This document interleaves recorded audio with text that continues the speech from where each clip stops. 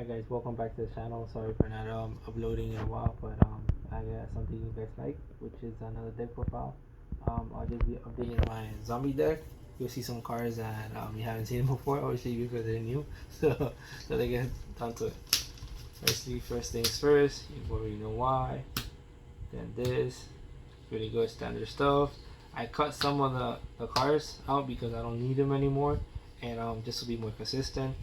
Same thing with this. This is the heart and soul of the deck, but I have other things that could help too. I don't need to rely on him neither all the time. As you see, yes, I have gone to the dark side. I do play lore, so that means I play the whole package.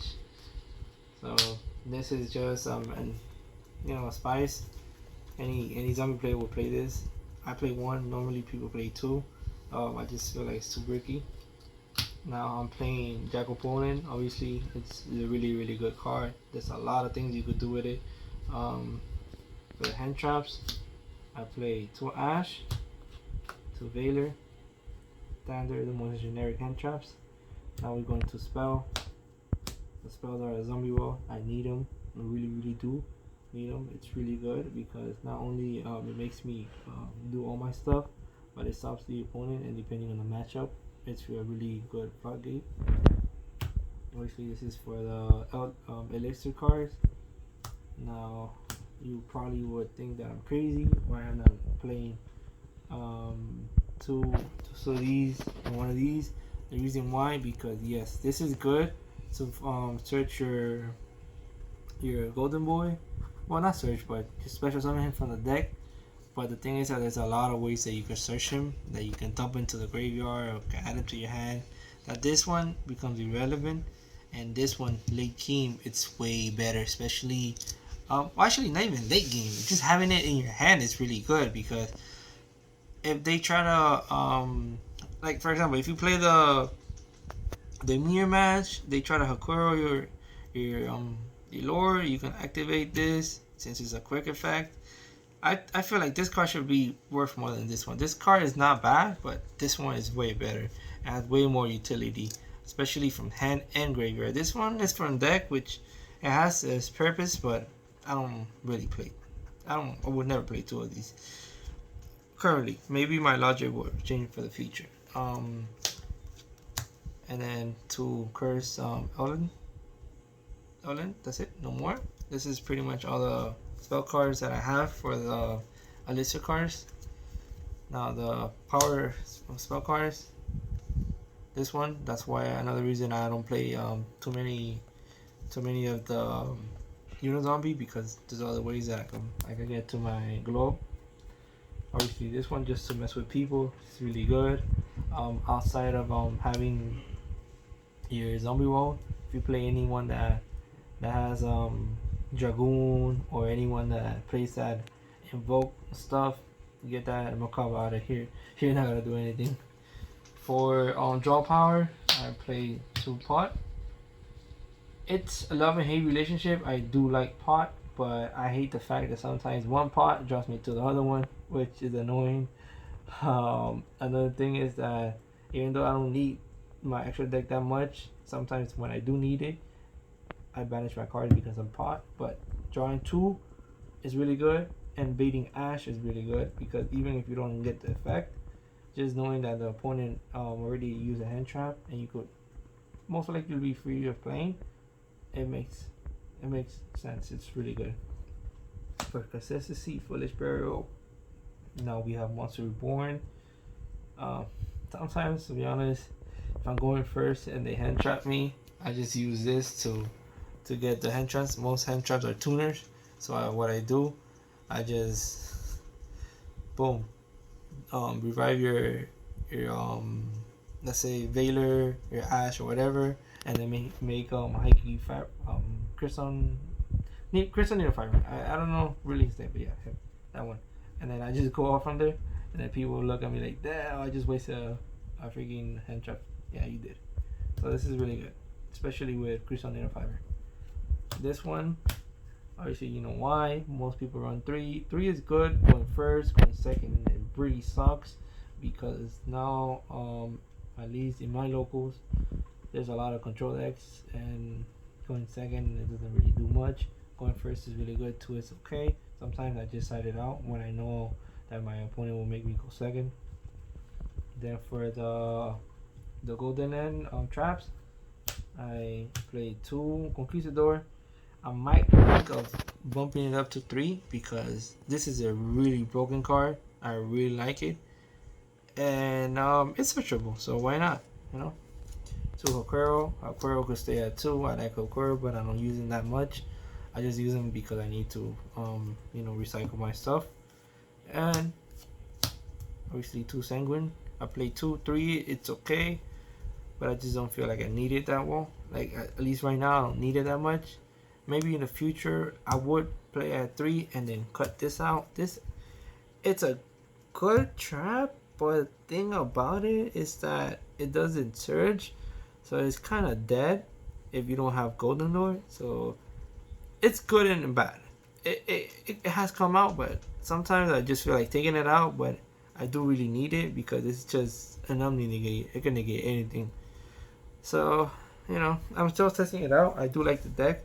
Anytime I play a combo deck, most likely you're gonna lose.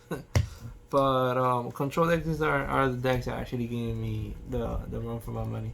But it's a consistent deck. I do like it, and I prefer it more with the Eldlich engine.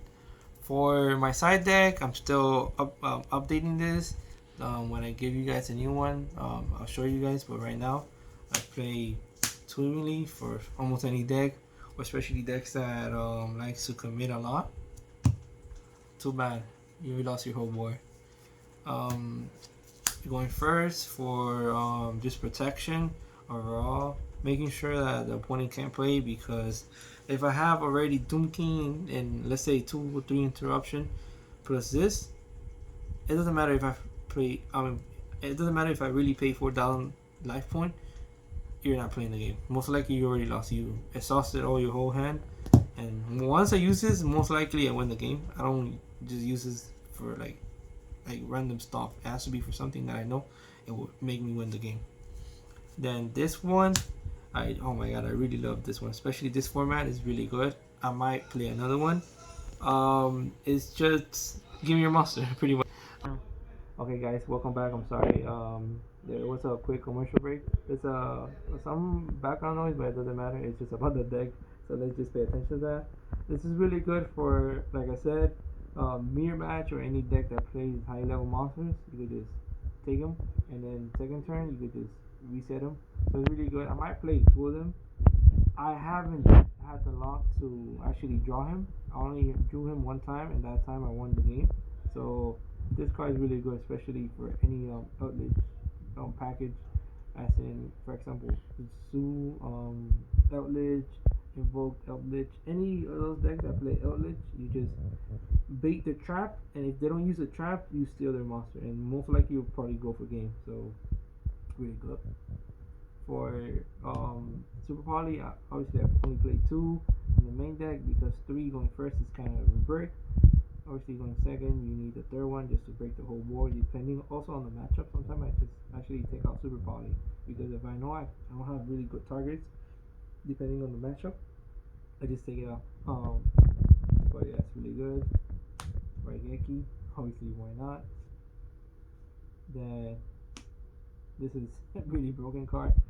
This gets me, oh my god, so many wins because it just destroys all spells and traps. Especially Guru, Numeron, hate that deck. But yeah. And for more back row hate, you already know. And the last 4 cards are hand traps. So this is also going for the mirror match. Anything that such as summons from the graveyard, or if you try to manipulate your graveyard any type of way, vanish. Negate. I used to play this at first because of Call by the Grave. So every time people would try to Call by the Grave my Doom King, oh my god, I used to love when I had these. Now Call by the Grave is at 1. That's why I don't even run it in my deck. I don't even get noticed, but I don't run Call by the Grave. So for me, it lost kind of some value, but it's still pretty good, especially this format. And I like this for virtual world too. I mean, my side deck, it's really good against virtual wall, but this one's really good, especially for castle. They activate castle. You activate this. Yeah, you do get a level 9, but you lose castle. That means that you have to um, just reinvest more of your cards to get another level 9. So it's really good. I'm thinking of, like I said, updating the side deck and putting slightly other cards. But the thing is that, man, I want to make it as budget as friendly as I can. For super part, this is the extra deck for super party targets.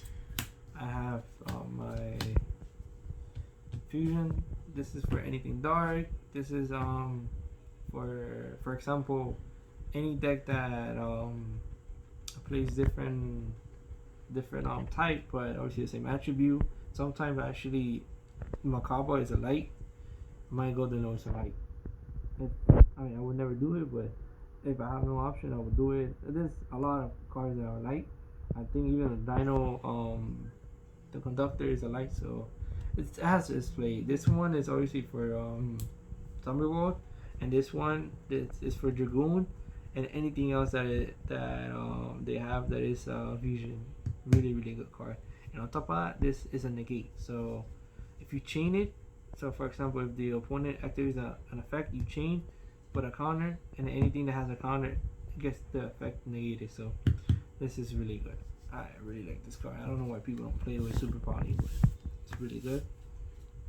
For my Synchro, obviously, this is for game. Normally, I never really summon him.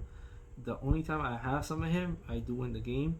And the reason why I don't summon him that much, sadly, because of pot. And I banish him almost all the time, but he's really good for the game. This one too. This one, like, is amazing. Around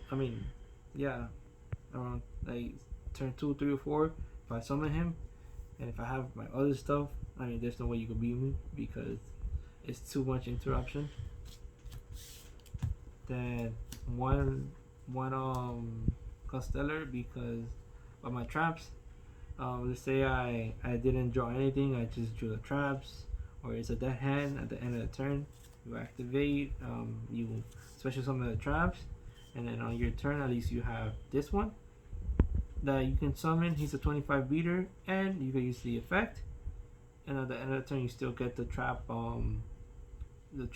effect to search either Sanguine or anything else. So this is a really good. I only play one because I don't really go into him, but it's still pretty good.